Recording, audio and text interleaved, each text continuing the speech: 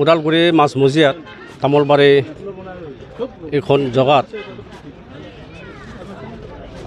এজন আমাৰ ৰাভা ৰাইজৰ লিজেণ্ডাৰী হিৰো আৰু তেওঁৰ নামতে আমাৰ বিটিআৰ চৰকাৰ ফালৰ পৰা সন্মানীয় প্ৰমোদ বড়ো ডাঙৰীয়া আমাৰ চিফ এক্সিকিউটিভ মেম্বাৰ তেওঁ নিজৰ ফাণ্ডৰ পৰা স্বৰ্গীয় অমিতাভ ৰাভা ডাঙৰীয়াৰ মেমৰিয়েল ষ্টেচু তেওঁ চেংচন কৰিছে আৰু যে ষ্টেচু ইয়াত নিৰ্মাণ হ'ব এইটো এটা মেমৰি ষ্টেচু হ'ব অমিতাভ ৰাভা ডাঙৰীয়াৰ নামত। তো আমি জানো তেওঁ আমাৰ ৰাভা ৰাইজৰ ডাঙৰ এজন লিডাৰ আছিলে, তেওঁ খুব মানে ৰাভা ৰাইজৰ কাৰণে বহুত কাম তেওঁ কৰিছিলে।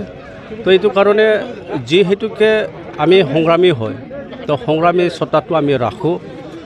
তো সংগ্ৰামী সত্তাটো ৰখাৰ কাৰণে যি জাতিৰ সংগ্ৰামী লোকসকলে তেওঁলোকে মৃত্যু হৈছে আৰু তেওঁলোককে শ্ৰদ্ধা জনায় আৰু বিশেষ কৰি ৰাভা ৰাইজসকলৰ কাৰণেও এইটো খুব গৌৰৱৰ কথা যে অমিতাভ ৰাভা ডাঙৰীয়াৰ কাৰণে যে মেমৰিয়েল ষ্টেচু তেওঁলোকে ইয়াত স্থাপিত হোৱাটো তেওঁলোকে বিচাৰিছিলে আৰু এই মৰ্মে আমাৰ বিটিআৰৰ সন্মানীয় চিফ প্ৰধান তেওঁলোকৰ যিটো নেকি প্ৰাৰ্থনা, এই প্ৰাৰ্থনাটো তেওঁ শুনিছে আৰু শুনাৰ পিছত আজি আমি আধাৰশিলা স্থাপন ইয়াত কৰিছোঁ। তো খুব ভাল কাম হৈছে আৰু হ'ব। তো ৰাভা ৰাইজৰ কাৰণে যিমান পাৰোঁ কাম কৰাৰ কাৰণে চেষ্টা চলাম। এনে কিমান টকাৰে নিৰ্মাণ হ'ব? জেনেৰেল এডমিনিষ্ট্ৰেটিভ ডিপাৰ্টমেণ্টত 24-25 লাখ মানৰ এটা এষ্টিমেট কষ্ট অফ কনষ্ট্ৰাকশ্যন ইয়াত আছে আৰু খুব ভাল এটা এষ্টিমেট কষ্ট অফ কনষ্ট্ৰাকশ্যন আমাৰ চিফ মহোদয়ে দিছে। খুব ভাল কাম হ'ব। এতিয়া আজি জাষ্ট ফাউণ্ডেশ্যন লেংছ মানে কি কয় ষ্ট'ন আমি লে কৰিছোঁ। আমাৰ ৰাভা ৰাইজ বিভিন্ন দল সংগঠন আৰ্চুৰ পৰাই হওক, সাহিত্য সভাৰে হওক, মহিলা সংগঠনে হওক, বুদ্ধিজীৱীয়ে হওক, সাহিত্যিকে হওক, আজি তেওঁলোকে ইয়াত মানে একগোট হৈছে আৰু বিশেষ কৰি আমাৰ প্ৰমোদ বড়ো ডাঙৰীয়াক তেওঁলোকে ধন্যবাদ দিছে।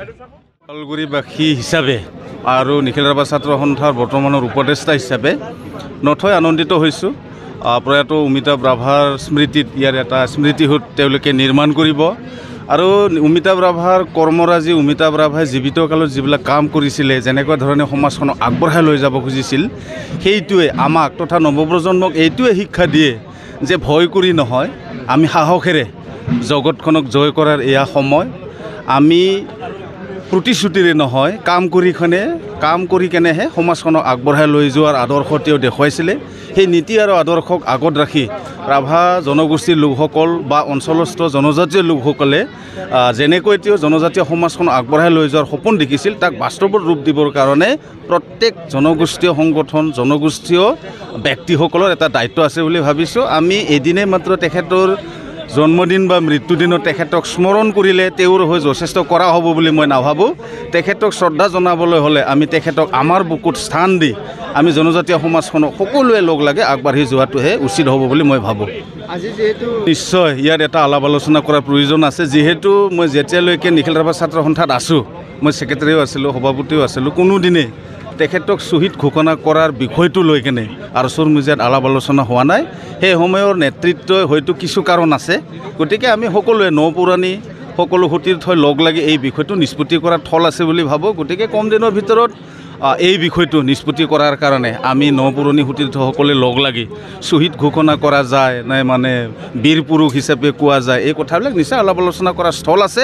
মই ভাবোঁ তেখেতক যিহেতু আমি সকলোৱে ছাত্ৰ নেতা, মহান ব্যক্তি হিচাপে মানিব পাৰিছোঁ, তেখেতক শ্বহীদ ঘোষণা কৰাৰ ক্ষেত্ৰতো হয়তো বিভিন্ন ভিন্ন মত থাকিলেও আমি এক ঐক্যমতত উপনীত হ'ব পাৰিম আহি থকা দিনত।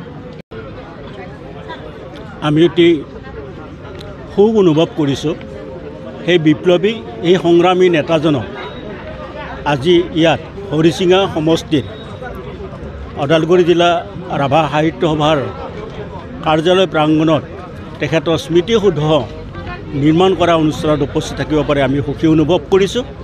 আৰু তেওঁৰ যিটো পাবলগীয়া সন্মান, যিটো তেওঁৰ অৱদান, আজি আমি তেখেতক সোঁৱৰণ কৰিব পাৰিছোঁ আৰু আমি আশা প্ৰকাশ কৰোঁ তেখেতৰ এই মহান ত্যাগক আমি যাতে সন্মান জনাব পাৰোঁ আৰু ৰাভাসকলে যাতে ইয়াত আমি প্ৰেৰণা আৰু আদৰ্শ অনুসৰণ কৰিব পাৰোঁ, তাকে আমি আশা প্ৰকাশ কৰোঁ।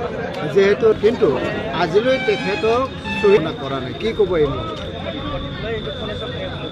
তামোলপুৰত যিটো স্মৃতি সৌধ আছে তাত আমি দেখিছোঁ বীৰ শ্বহীদ অমিতাভ ৰাভা বুলি আছে।